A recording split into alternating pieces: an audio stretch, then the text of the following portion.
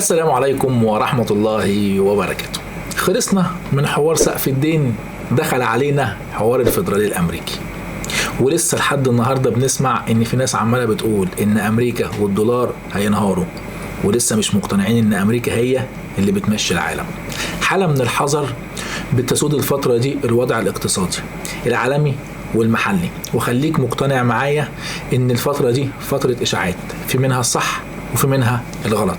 ايه صحة ان احنا هنشوف الدولار في التعويم اللي جاي ب45 جنيه للدولار الواحد؟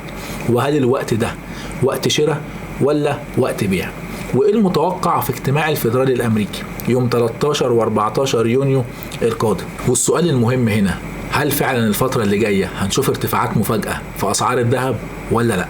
ولو هنشوف هيبقى ايه سببها؟ لازم تكون عارف. طيب الفترة دي في مضاربات كتير في الذهب، ايه الفرق بين المضاربة والاستثمار؟ لازم تكون عارف الفرق ما بين الاتنين.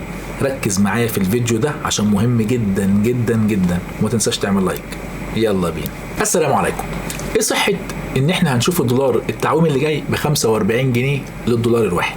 قبل ما اجاوب حضرتك لازم تكون عارف ان الاشاعات بتأثر علينا، وده طبيعي جدا نظرا للغموض الاقتصادي اللي احنا فيه، وخاصة لو ان حضرتك اول مرة بتخش مجال الذهب.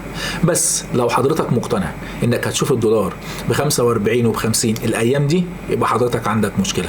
ولو حضرتك مقتنع ان انت هتشوف الذهب عيار 21 عامل 3000 جنيه للجرام الواحد الايام دي، برضو يبقى حضرتك عندك مشكلة. ولو شايف ان الدولة هتقف تتفرج وتسيب الحبل كده للتجار هم اللي يسعروا، برضو يبقى عند حضرتك مشكلة. ولازم حضرتك تكون فاهم ان الدولة ما سمحتش ان تدخل ذهب من بره علشان خاطر حضرتك تشتري، لا، الدولة عملت كده علشان تحط سقف للتجار، لانها شافت ان الذهب بيرفع. انا معاك ان كان في وقتها عرض وطلب، بس بمجرد ان طلع القرار ان يخش ذهب من بره السعر هبط مرة واحدة. عايز تقنعني انه اثر في لحظتها؟ اكيد لا.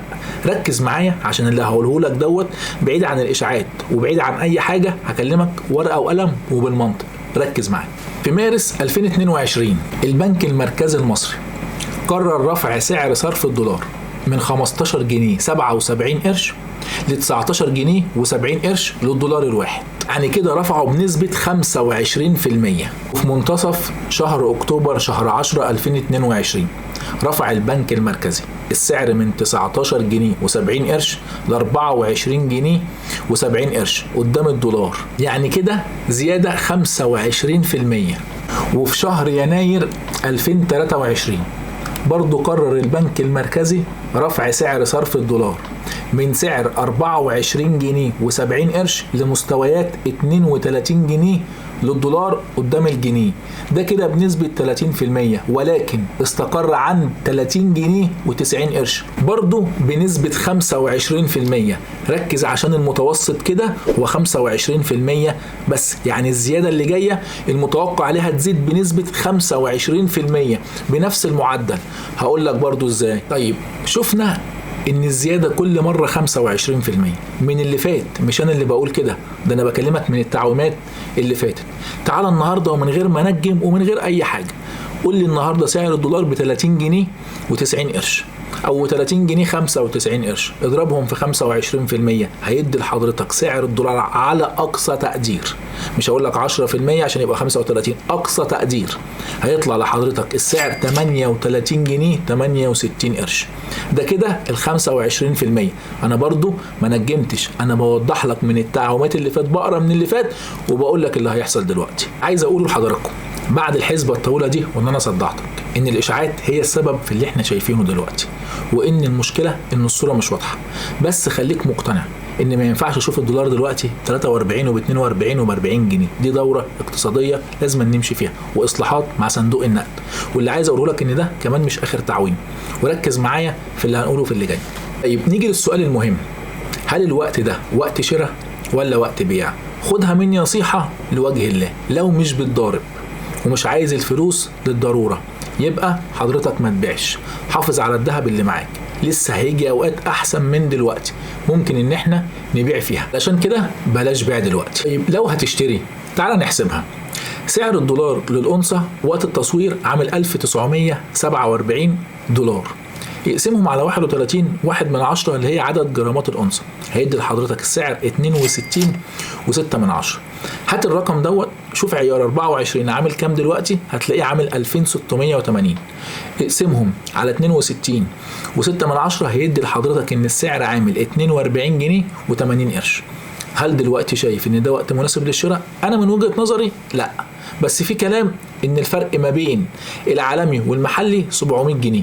ايه حكاية الكلام ده؟ طيب مبدئيا الكلام ده غلط، لان حضرتك بتحسب على سعر البنك اللي هو 30 جنيه و90 قرش، لكن لو عايز الحسبة صح بما يرضي الله يبقى تحسب على متوسط سعر السوق السوداء حاليا، مش 42 ولا 35، هنحسب على 39 اللي هو متوسط السوق السوداء حاليا.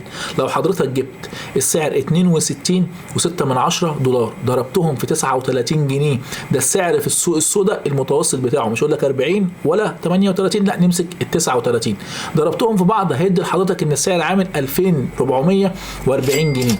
هات ال 2680 وطرحهم من ال 2440، هيبقى الفرق ما بين السعر المحلي والسعر العالمي 240 جنيه.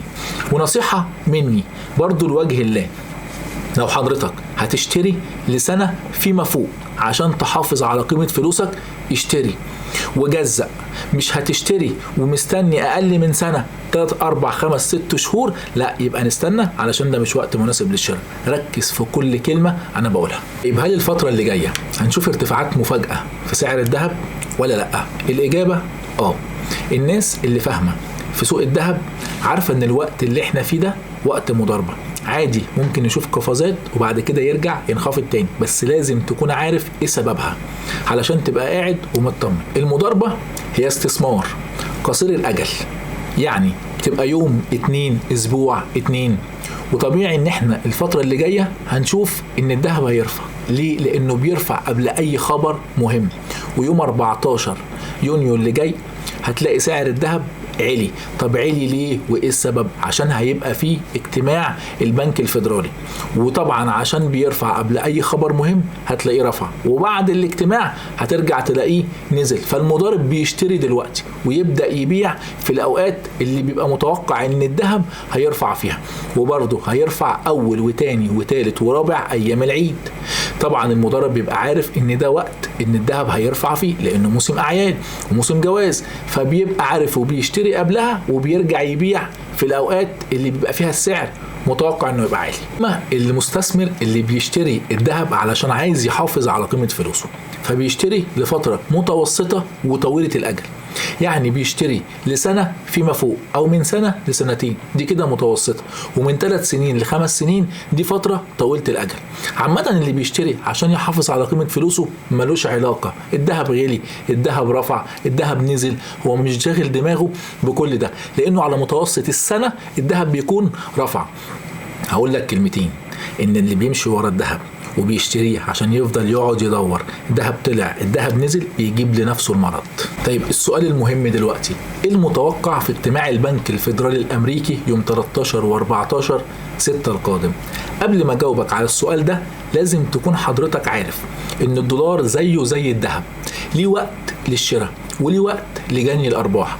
يعني لما السعر العالمي بينخفض المستثمرين بيتجهوا ان هم يشتروا الدولار.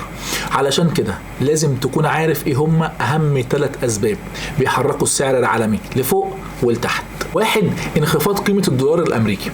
الذهب بيعتبر من الاصول الاحتياطية بالنسبة للدولار، يعني لما الدولار سعره بينخفض الناس بتروح تشتري ذهب، وبرضو العكس. رقم 2، انخفاض العائد من السندات الامريكية. 3، توقعات تثبيت سعر الفايدة.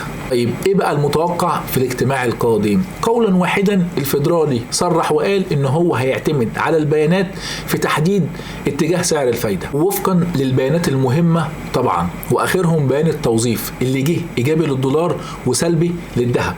اذا من وجهة نظري انا شايف انه هيرفع بنسبة 25 نقطة اساس في الاجتماع القادم، بس ده بناء على البيانات الاخيرة. في جزء كبير بيقول ان الفيدرالي هيثبت الاجتماع القادم وبعد كده يرفع. طيب ودنك منين يا جحا؟ ما انا كده لو اثبت بقى مرة واحدة مش بعد كده ارفع. انا رأيي ان ده رأي سياسي بيحاول يهدي الدنيا بعد قرار رفع سقف الدين. خلاصة اننا مش هنشوف استقرار في السعر المحلي الا لما يحصل تعويم، وطالما حضرتك مش بتشتري بالسعر العالمي ما تشغلش دماغك معاه قوي، ركز مع السعر المحلي، لان احنا عارفين ان في فرق ما بين الاتنين. احنا قدامنا اقل من 10 ايام على اجتماع الفيدرالي الامريكي، ولازم حضرتك تكون فاهم ان رفع سقف الدين ده معناه ايجابي للدولار وسلبي للذهب. ولازم برضه حضرتك تكون عارف ان طالما اترفع سقف الدين التضخم هيزيد في امريكا، ووتيرة رفع الفايدة لسه مكملين فيها، ولكن هي تصريحات لتهدئة الامور. لو عجبك الفيديو ما تنساش تعمل اشتراك في القناة وتفعل زر الجرس عشان يجيلك كل جديد. واي حد ليه استفسار او تعليق سيبولي في الكومنتات وهرد عليك. سلام.